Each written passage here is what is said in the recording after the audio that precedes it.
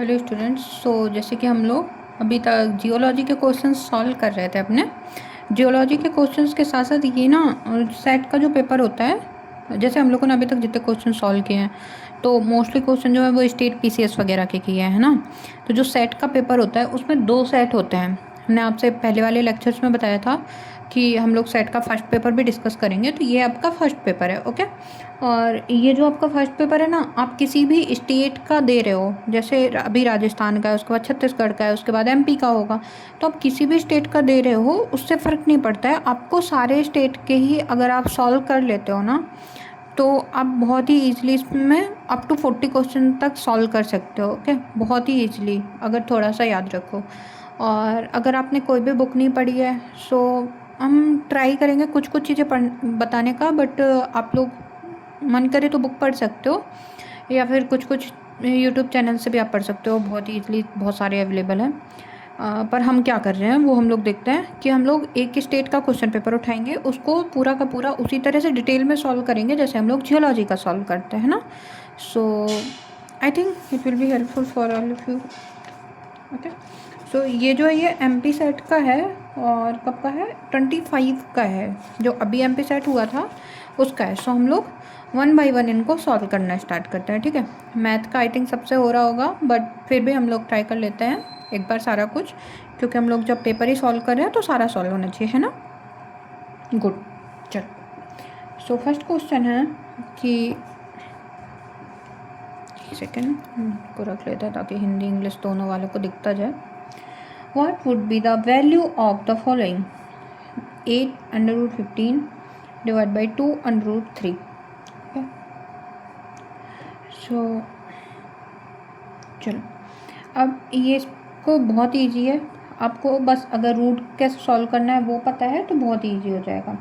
देखो ये लिखा कैसे है, लिखा है आपका 8 under root 15 upon 2 under root 3। तो सबसे पहले तो ये बाहर बाहर के जाओ, हटा दो, तो ये कितना आया 4, ये 4 हो गया। अंडर रूट 15 को कैसे लिख सकते हो, under root 5 into under root 3 and root 3। तो एक तो ये तरीका है, आपने रूट को ही डिवाइड कर दिया, या फिर जब दोनों ऊपर नीचे रूट लगा हुआ हो तो आप इसको इस तरीके से भी लिख सकते हैं, 15/3 and 5 equal to under root 5। तो कितना हो गया इसका हमारा 4√5, ओके। सो ये आई थिंक क्लियर होगा आपको। नेक्स्ट क्वेश्चन है, consider the following number series, what is the x value. इसमें आपको एक सीरीज़ आइडेंटिफाई करनी है कि किस तरीके से ये सॉल्व होगा, किस तरीके से ये एक क्रम पे बन रहा है। देखो हमेशा ना जब भी सीरीज वाला क्वेश्चन है तो आपको ये याद रखना, अगर ग्रेजुअली इंक्रीज हो रहा है तो प्लस माइनस का कुछ होगा, इंक्रीज या डिक्रीज हो रहा है तो प्लस माइनस होगा, और अगर सडन इंक्रीज या डिक्रीज है तो उस पर मल्टीप्लिकेशन या फिर डिवाइड का रूल लग रहा होगा। तो यहाँ पे कितना ज़्यादा है 16 120, तो यहाँ पे क्या होगा मल्टीप्लाई हो रहा होगा। तो आपको देखना है कि क्या यहाँ पे लगाएं हम ऐसा जिससे कि ये आ जाए हमारा। तो यहाँ पे आप जैसे ये देखोगे तो अगर हम 0 इंटू 1 इंटू यहाँ पे 3 करें स्टार्टिंग टर्म, तो कितना आएगा हमारा 0 आ जाएगा। 3 नहीं करते हैं वरना गड़बड़ हो जाएगा। चलो 2 कर दो, 0 इंटू 1 इंटू 2 तो कितना आएगा 0। और अगर हम ये वाला जो है इसको हटाते जाएं, आगे वाला जो है उसको हटाते जाएं और पीछे एक नया ऐड करते जाएं, तो कितना बनता जाएगा, second of 1 into 2 into 3 equal to 6। फिर क्या होगा आपका 2 इंटू 3 इंटू 4, तो 2 3 जा 6 एंड 24। अब 2 चला जाएगा तो 3 इंटू 4 इंटू 5 कितना आ गया 60 and 4 into 5 into 6 equal to 120 and 5 into 6 into 7 equal to 210। तो इस तरीके से आपका एक सिमिलर रूल को फॉलो करते हुए सीरीज़ कंप्लीट हो रही है। तो ये हमारा ऑप्शन कहाँ पर है, ऑप्शन नंबर बी 210, ओके। तो ये आपको क्लियर होगा। तो ऐसा नहीं है कि सिर्फ एक ही रूल होता है किसी भी सीरीज़ को सॉल्व करने का, अलग अलग रूल होते हैं, आप किसी भी तरीके से सॉल्व कर सकते हैं, ठीक है। तो इसको कुछ भी सॉल्व करने का ऐसा फिक्स रूल नहीं है, एट दैट पॉइंट आपके दिमाग में क्या आ रहा है, आप उससे सॉल्व करते हो, ठीक है। नेक्स्ट क्वेश्चन देखते हैं। नेक्स्ट है हमारा cost price and selling price का। So a book was sold to, कितने में बेची है हमने, 27.50 rupees with a profit of 10%. If it were sold for 25.75 then find the percentage of profit or loss. हो सकता है कई लोग आप में से हिंदी मीडियम के हैं, तो हम लोग इसको क्वेश्चन को जो थ्योरी वाला है एक बार हिंदी में भी समझ लेते हैं ना। तो अगर कोई किताब है जिसको जब हम 27.50 में बेचते हैं तो हमें 10% का प्रॉफिट होता है, बट अगर उसी बुक को हम 25.75 में बेचें तो हमको क्या होगा, प्रॉफिट होगा या फिर लॉस होगा, और अगर प्रॉफिट लॉस जो भी होगा वो कितना परसेंट होगा, हमें ये कैलकुलेट करना है।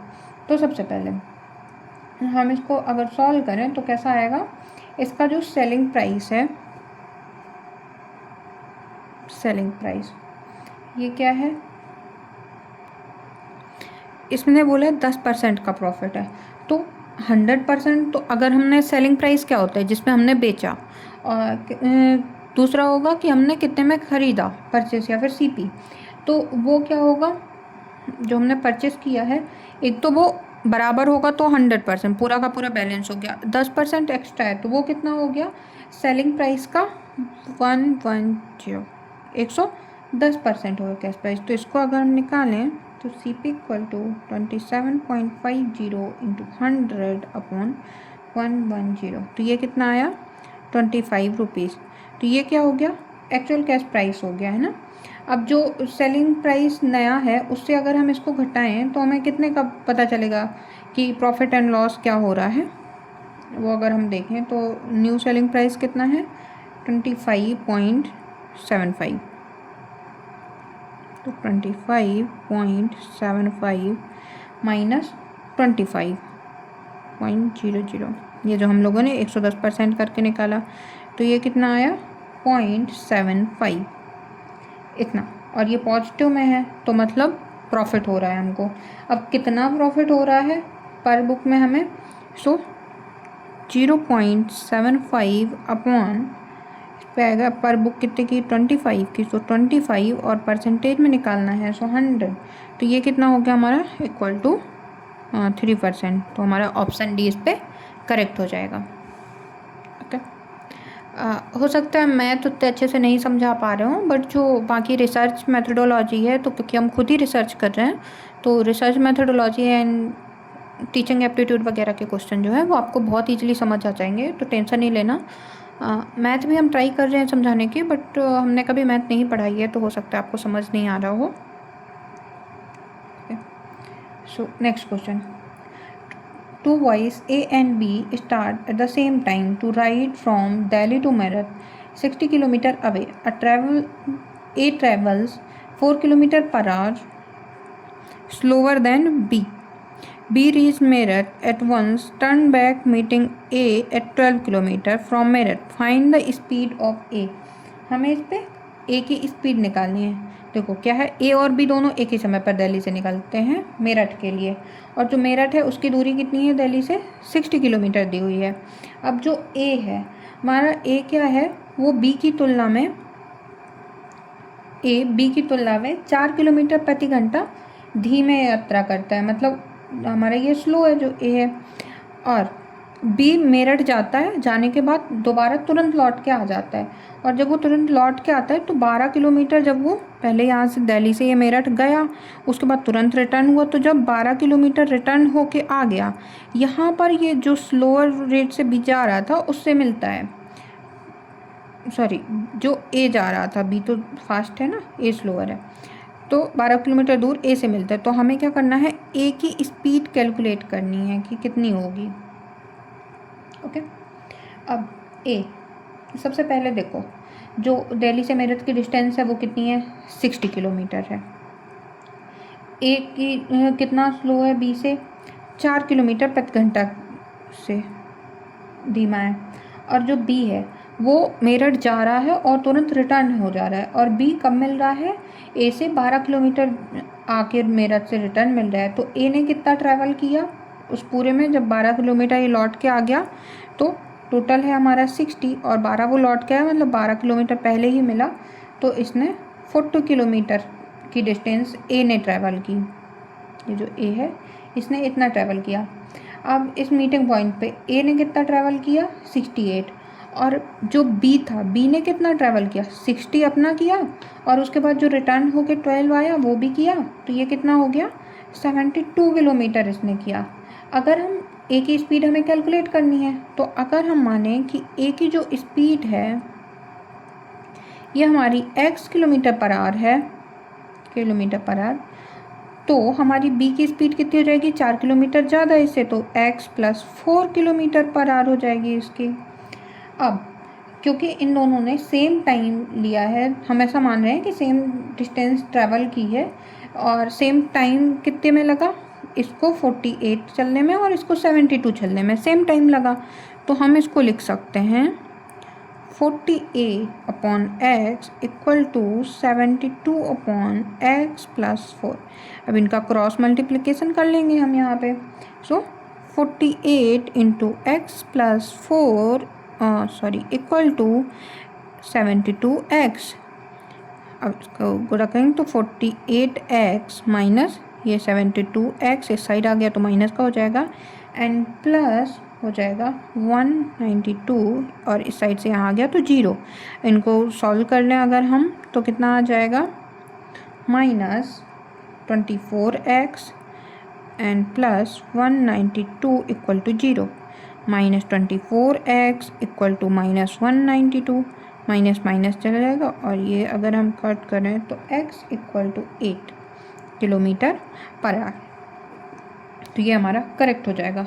सो आई होप आपको ये समझ में आए होंगे मैथ के क्वेश्चन। इसके आगे क्वेश्चन हम लोग देखते हैं।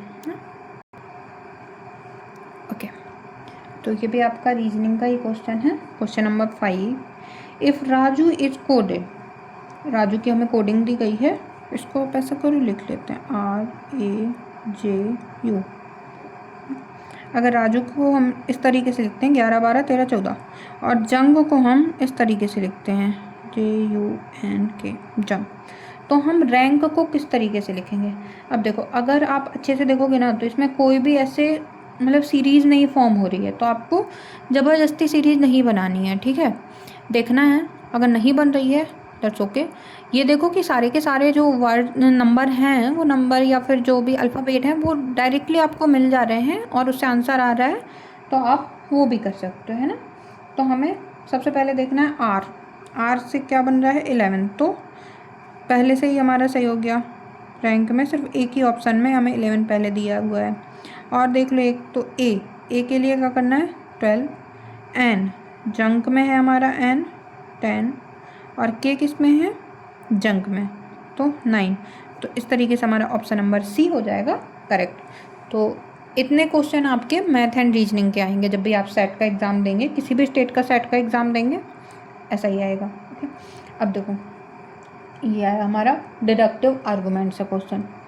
तो डिडक्टिव आर्गूमेंट देखो, एक और हम ना आपको बताते हैं, हम हिंदी मीडियम से पढ़े हैं, ठीक है, बट अगर आप सेट का फर्स्ट पेपर इंग्लिश मीडियम से पढ़ोगे ना तो बहुत ईजी हो जाएगा। आप हिंदी आपके लिए प्लस पॉइंट है अगर आप हिंदी मीडियम से हैं एक्चुअल में, क्योंकि कई चीज़ें जो हिंदी में सिर्फ पढ़ के समझ आ जाती हैं, ठीक है, तो वो आपका ये एक प्लस पॉइंट रहेगा। बट ट्राई करिए कि आप सेट का जो फर्स्ट पेपर है उसको इंग्लिश में थोड़ा थोड़ा पढ़ें, उससे क्या होगा बहुत ईजिली क्वेश्चन समझ आते हैं आपको, ठीक है। हिंदी बहुत टफ है जब आप हायर एग्ज़ाम दे रहे हो, और अगर आप साइंस फील्ड से हो तो आपने मोस्ट प्रोबेबली अपना सब्जेक्ट इंग्लिश में तैयार किया होगा मास्टर लेवल पे, तो इसलिए ट्राई कीजिएगा। बट अगर नहीं भी है कोई दिक्कत नहीं है, बोल तो वैसे भी हिंदी में ही रहे हैं तो समझ आपको आ जाएगा, ठीक है। So a deductive argument is valid if and only if the truth of the premises guarantee the truth of the conclusion. Option B, the conclusion cannot be false if the premises are true. Option C, if its premises are true and its conclusion logically follows. Its premises are true and its conclusion is false. Okay, सबसे पहले हम देखते हैं कि deductive जो argument है वो क्या होता है।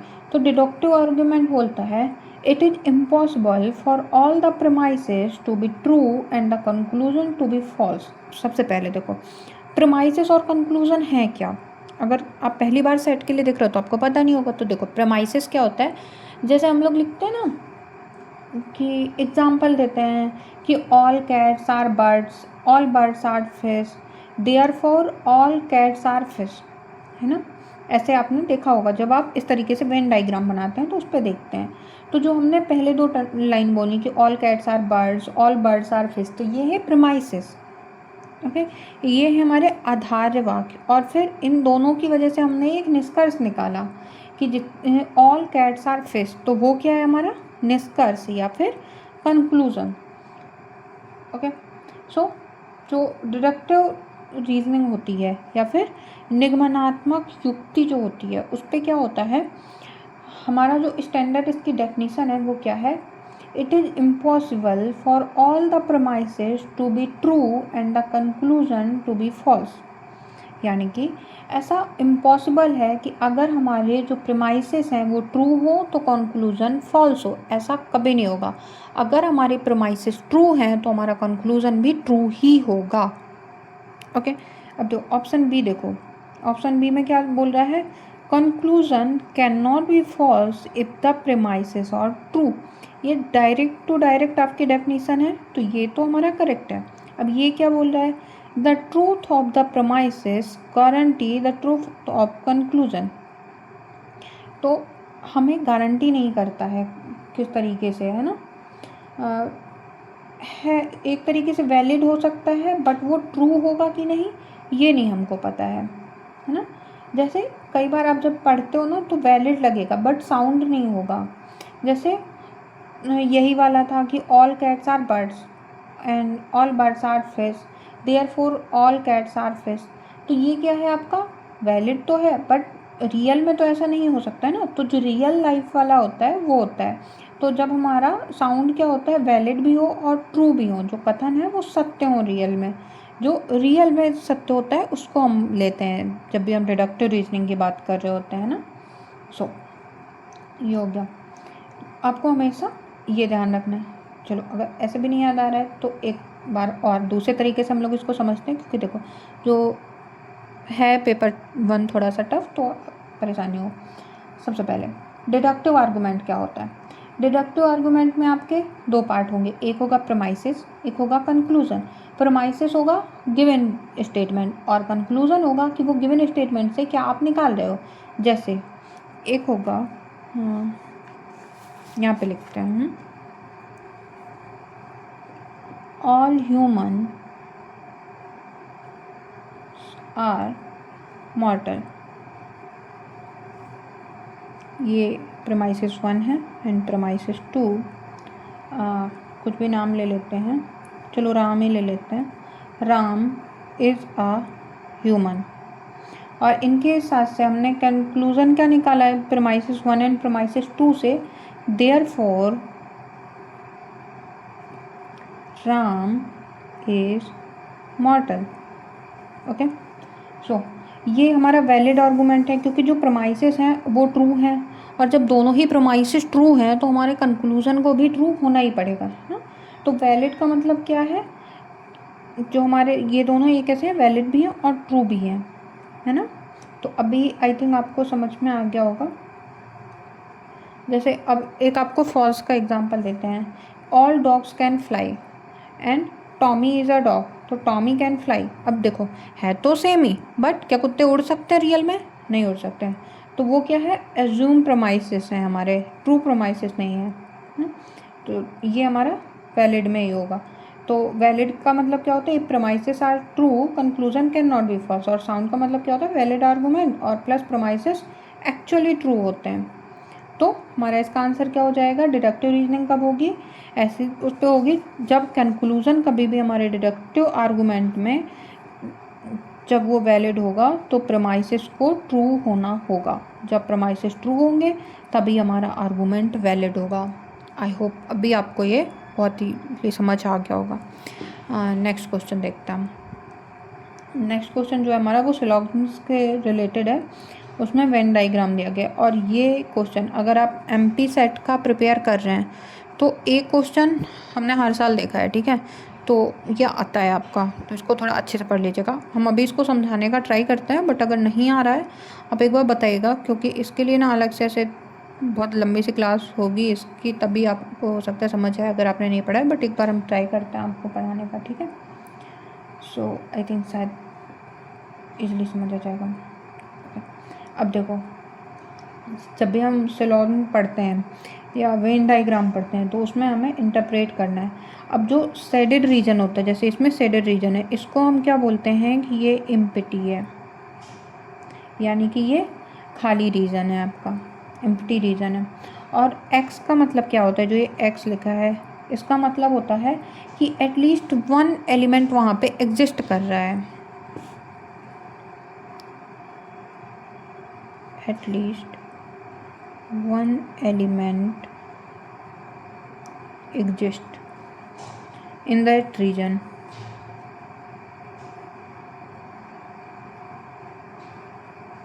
ओके, सो ये जो डायग्राम है इससे हम अगर देखें तो जो एम पार्ट है, ये एम पार्ट, ये एस से बाहर जितना है तो ये क्या है, शेडेड है।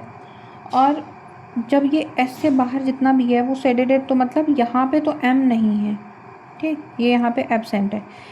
और यहाँ पे कुछ एम का ज़्यादा दिया नहीं है, तो इसका मतलब क्या होगा, एम जो है वो हमारा एस में है। और एक तो ये हो गया, तो जितना भी एम है वो एस में है, तो ये आ गया हमारा ऑल एम इन एस, तो ए आ गया, ऑल से ए आता है हमारा। फिर जो नेक्स्ट है एक्स, एक्स कहाँ पे है, एक्स कॉमन है हमारा एस पी और एम के बीच में, तो इसका मतलब क्या होता है, एक्स लगता है जब हमारा वो सम में आता है, और सम वाला जो होता है वो किससे होता है, आई से डिनोट होता है। तो सम एम आर पी तो आई, and some S R P, दोनों ही पी हैं तो आई। और ये जो 3 है ये क्या है, फिगर नंबर है, अलग अलग टाइप के फिगर होते हैं, तो S3, तो इस तरीके से ये बना हुआ है, ठीक है। इसको और थोड़ा इजी वे में अगर हम लोग देखें तो इसको हम एक सिंपल एग्जांपल से आपको थोड़ा सा हम इसका बेसिक्स क्लियर करते हैं। ओके, देखो, जहाँ भी आपने शेडेड रीजन देखा तो आपको सीधे समझ जाना है कि कोई भी एलिमेंट वहाँ पे नहीं है, वो एम्प्टी रीजन है। और जहाँ पर आपने एक्स देखा आपको समझना है कि एटलीस्ट वन एलिमेंट वहाँ पे एग्जिस्ट कर रहा है।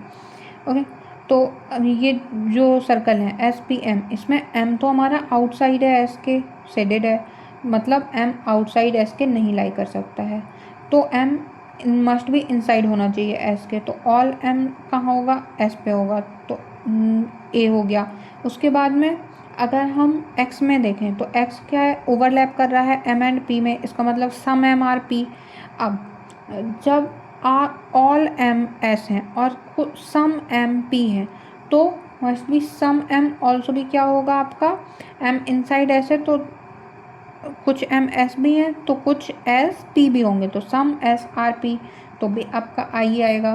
तो या तो आप इस तरीके से समझ सकते हो, है ना। और ये कैसे होता है, ऑल का आपने देखा होगा, जो आप नॉर्मल रीजनिंग के जब वेन डायग्राम बनाते हो ना उस पर भी आप देखते हो, तो अगर लिखा होता है ऑल कैट्स आर एनिमल्स, तो आप कैसे बनाओगे उसको, एक बड़ा बनाओगे जिसको आप लिखोगे ये एनिमल है, एंड एक छोटा बनाओगे जिसको हम बोलेंगे कैट है। तो ये किसका डायग्राम है, ये हमारा ए वाला डायग्राम है। उसके बाद में दूसरा होता है सम कैट्स आर ब्लैक, अगर ये स्टेटमेंट दिया है आपको सम कैट्स आर ब्लैक, तो आप कैसा बनाओगे, एक बनाओगे कैट, एक बनाओगे ब्लैक, एंड इनको ब्लैक है, ओके, इनको जोड़ोगे बाय द एक्स। एक्स का मतलब क्या है कि एटलीस्ट एक कैट तो ब्लैक है, ऐसा नहीं है कि कोई भी नहीं हो, तो एक्स हमेशा सम को डिनोट करता है। और तीसरा स्टेटमेंट बन सकता है कि नो कैट्स आर डॉग, तो सीधे सीधे यहाँ पे कैट बना दोगे, यहाँ पे आप डॉग बना दोगे, तो एक ये होता है ना। सो इस तरीके से आप बनाओगे। अब अगर आपसे पूछता है कि ऑल डॉग्स आर एनिमल, तो आप कैसे लिखोगे, आप अपने दिमाग में आंसर दो, लाइव तो है नहीं कि आप बता दो। अगर कोई पूछता है ऑल डॉग्स आर एनिमल, तो आप कैसे बनाओगे, डॉग का circle inside the animal circle और animal circle inside the dog circle. सोचो थोड़ा। Okay, obviously option A correct करोगे कि डॉग्स का सर्कल जो है वो एनिमल सर्कल के अंदर आएगा, करेक्ट। अब हम दूसरा क्वेश्चन देखते हैं। अगर हम बोलें सम डॉग्स आर एनिमल, तो आप कुछ इस तरीके से बनाओगे। और एक्स अगर ओवरलैप करेगा दोनों रीजन को, तो वो क्या होगा, डॉग्स और एनिमल के बीच में आ रहा है। और अगर एक्स आपका दोनों सर्कल से बहुत दूर जाए, तो उसका मतलब क्या होता है कि कोई भी आपका कॉमन नहीं है। ठीक, इस तरीके से सिलॉग्ज के जो क्वेश्चन होते हैं उनको हम सॉल्व करते हैं। ओके, सो आई होप आपको थोड़ा आइडिया लगा होगा कि कैसे क्वेश्चन होते हैं। उसके अलावा कुछ इस तरीके से क्वेश्चन आते हैं जिनको हम लोग नेक्स्ट लेक्चर में ट्राई करेंगे सॉल्व करने का। Okay, so thank you so much for watching this video lecture and very best for your examination. और अगर आपको सिलॉग्स समझ नहीं आया है तो कोई बात नहीं, आप कमेंट कर दीजिएगा, हम आपको एक पर्टिकुलर लेक्चर उसी के लिए बना लेंगे जिस पे हम लोग बहुत ईजीली समझ लेंगे। Okay, so thank you so much.